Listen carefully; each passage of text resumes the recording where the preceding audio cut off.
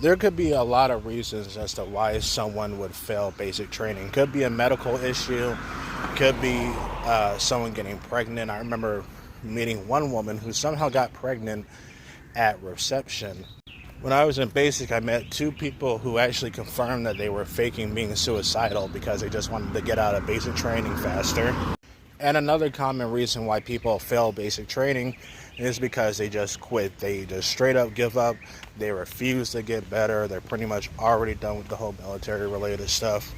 If you fail basic training in the Army, I mean, that sucks, but, don't let it ruin your life or anything. I mean, the Army organization, literally less than 1% of the U.S. population is even in the Army. So technically speaking, it is pretty hard to get into. Lots of people fail basic training. It happens, just part of the human experience. Same for passing basic training. Alright, so what happens if you fail basic training because you quit or feeling suicidal or you got some sort of medical issue? You become a holdover. Holdovers are basically people who have to be held back and they can't really continue basic training. They're sort of like in purgatory. And, with the military, you can't just quit, like a regular job. There's a bunch of paperwork that needs to, get done. Because remember, when you sign that contract, you're bound by a contract.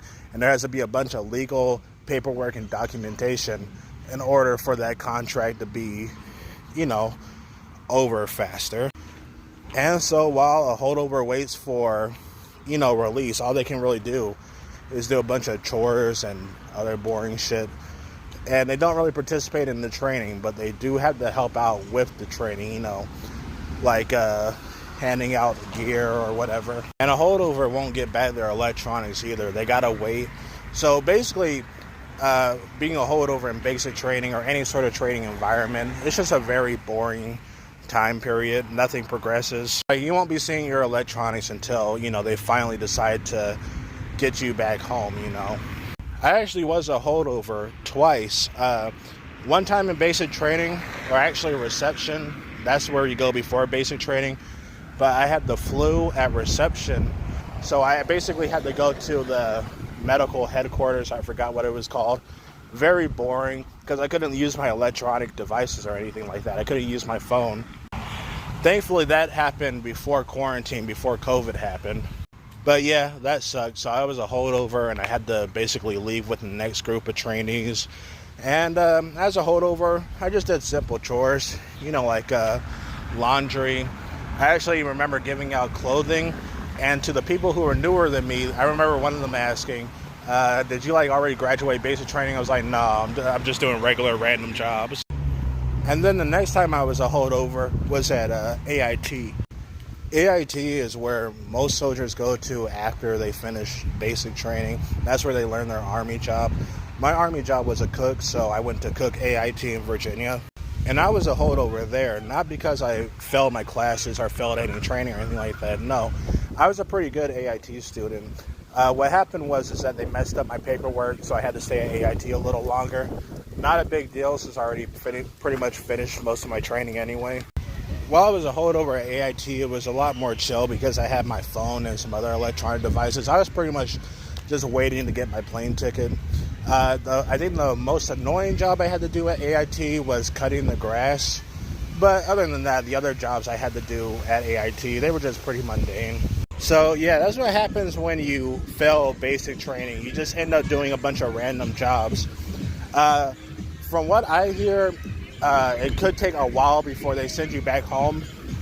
But yeah, unless you have a severe medical issue, like your medical issue is super duper bad, pretty much the fastest way to get out of basic training is to just go through the process and graduate. It's only 8 to 9 weeks long too, so it's not really that bad.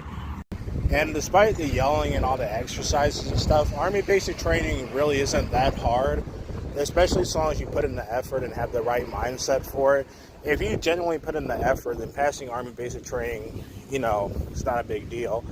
What I would really recommend to people who aren't sure about joining the military, but have to join the military because they can't get a job or whatever, or they want educational and healthcare benefits, I would recommend doing just a short contract like a 3-year contract. Just test it out to see how much you like it, and just, you know, try to fulfill your contract. But the worst part about failing basic training is that like 99% of the time, if you fail basic training, you can't even like get any sort of compensation for it. And the Army, when you get like a medical issue, for example, and you have to get out because of that medical issue, not only does that come under an honorable discharge, which is good for your permanent record, but you can also file a monthly compensation claim for it.